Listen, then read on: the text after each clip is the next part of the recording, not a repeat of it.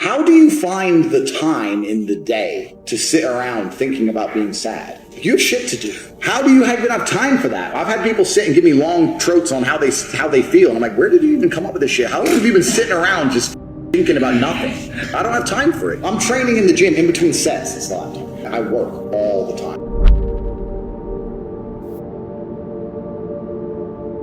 Once you get to the point, like in my position, where I know if I put the time in, I'm going to win, then how can I stop now? The dream is to have a mother who isn't worried about hospital bills. The dream is to be able to travel around the world because there's a place you want to see before you die. The dream is to not have that depression on a Sunday night because you have work on a Monday morning. If your wife comes to you and says, we have a problem, and you say, I don't know. She's going, what do you mean you don't know? You're my husband, fix it, right? So she expects you to be able to fix her problems because this is your job as a man. This is strength, right? So as a man, we are judged by how capable we are. People come to us with problems and they expect us to fix them all of the time. This is our job. You've wasted enough time pretending you're trying, pretending you're building, pretending you're working hard when you're really just staying busy. The truth is you've been lying to yourself to stay comfortable. But growth doesn't happen in comfort. It happens the moment you admit, I am the reason I'm not where I want to be. Nobody's coming to save you. Nobody's going to force you to get up early, train harder, grind longer, or stay focused. That's your job. That's what separates winners from losers. It's not talent. It's not luck. It's ownership. Because the second you stop blaming the world and start holding yourself accountable, you flip the switch from average to elite. Your life is a reflection of your standards. Raise them. And don't wait for motivation. You're not a child needing permission. Real men build momentum through discipline, not dopamine. You don't need to feel like doing it. You just do it every day, because consistency eats talent for breakfast, because every rep, every second, every sacrifice stacks into a legacy. You don't chase feelings, you chase results. Discipline is choosing between what you want now and what you want most. And what you want most is freedom, power, respect. You don't get that by watching motivational videos. You earn it through war. The war against comfort, the war against weakness, the war against the old version of you that gave up too easy. And if you win that war daily, the world has no choice but to follow.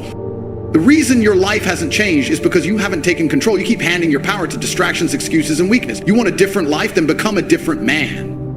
Right now. Most of you have no idea how powerful you could be, because you've never taken full responsibility for anything in your life.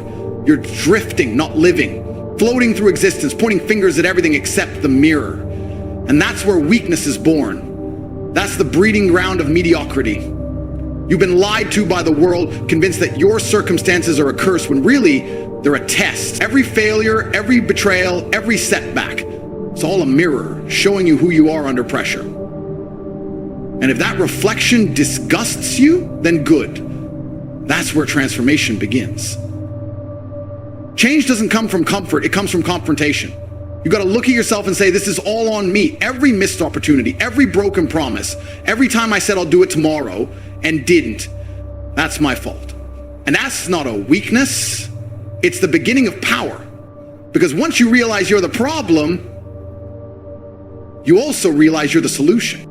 You keep searching for the secret to success like it's hidden in some expensive course or magical routine. It's not. It's in the silence between choices. It's in the moment your alarm rings at 5 a.m. and your body screams no, but your mind says move. It's in the moment when you're alone, broke, exhausted, and you still grind. People talk about manifestation like it's some spiritual hack, but the truth is you become what you tolerate. If you tolerate your own laziness, your life becomes a joke. If you tolerate excuses, your legacy dies before it's born. Your environment isn't stopping you. Your past isn't stopping you. Your parents, your job, your girl, they're not in control. You are, but you have to earn that control. And that's where 99% of men fold. They want respect without sacrifice. They want power without pain. But power is pain refined into discipline. Respect is earned in silence. The same number of hours in the next 3 years, you and I. And I'm going to crush you. If I was you, I wouldn't be able to accept that. I wouldn't be able to take it. It would bother me in my core. It would hurt my ego. The only way you can truly motivate a man is via shame. You need to make it clear to a man that he's making mistakes.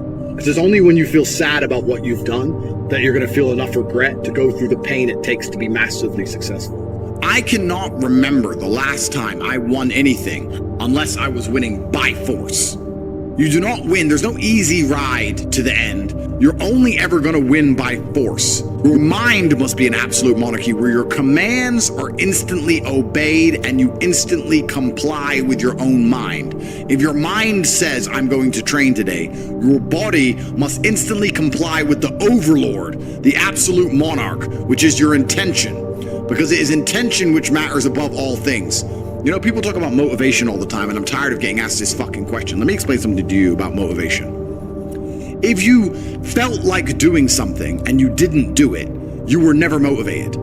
And if you didn't feel like doing something and you still did it, then you were motivated.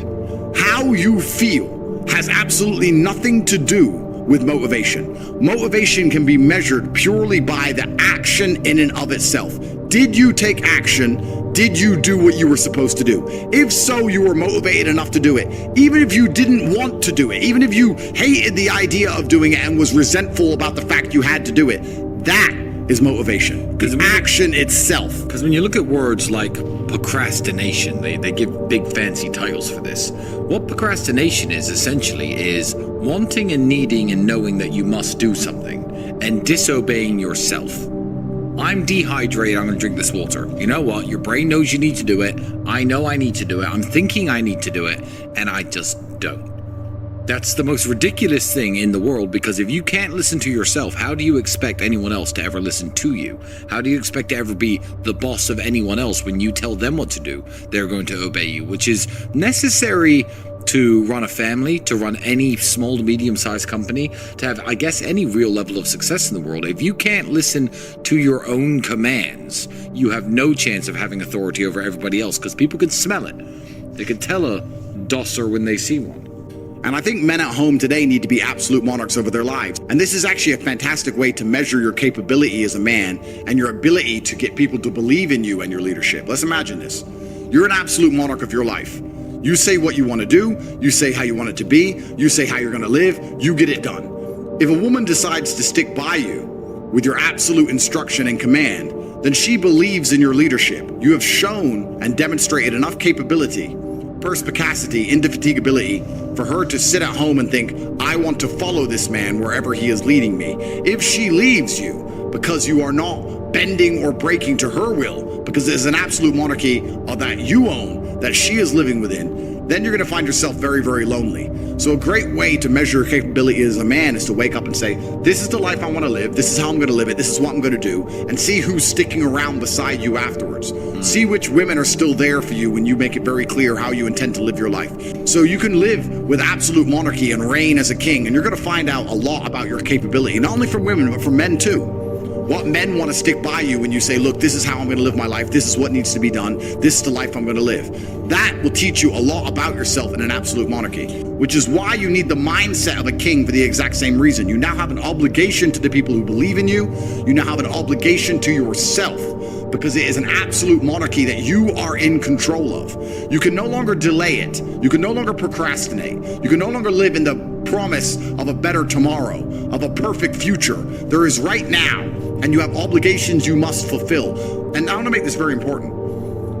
By fulfilling your obligations to yourself, you default fulfill your obligations to everybody who believes in you and cares about you and loves you and relies on you. By fulfilling your obligations to yourself, you're not trying to get strong and get rich just to buy dumb shit. You're doing that because you owe it to yourself. You're doing that because it's going to please your ancestors and please God and please the universe. And by extension, you're automatically going to become more valuable to everybody else who believes in you, which strengthens your kingdom, strengthens your absolute authority. And there are some times in life as a man, you need absolute authority to be effective. If this house sets on fire, I need to be able to say to my woman, get up, run. I don't have time for her to say why. I don't have time for her to say, where's the fire? Maybe you can put it out. My friend's boyfriend didn't yell at her like that. Why are you being rude to me? There's no time. I gave a command and I expect to be obeyed because it allows me to save her life and mine. If you do not have absolute authority over the people you are providing and protecting, you are not actually effective as a leader at all. The only shortcut to life is to never miss a day. One, because of compounding interest, and two, because sometimes you get lucky. And you'll never miss a lucky day if you try every day. If you don't try every day, you might miss your lucky day.